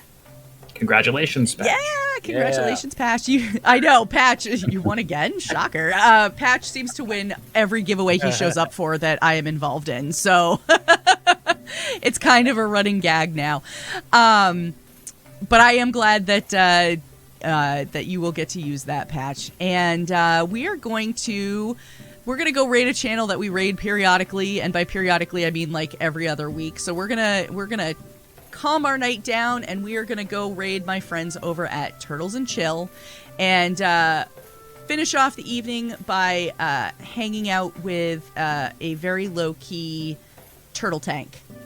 And you can hang out and watch the fish and the turtles and calm your evening down. So hope you all have a great time. Thank you all so much for coming to hang out, and we will catch you all in 2 weeks when we're back again. Have a great night, everybody. Night. Bye.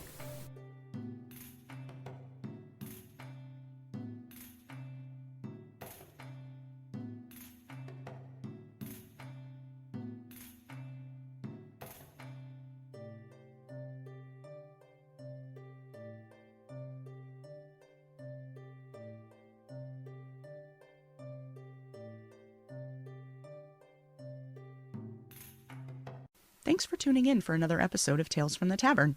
You can catch this podcast recorded live every Sunday night at 8 p.m. Eastern, 5 p.m. Pacific at twitch.tv/GamerMomLuna.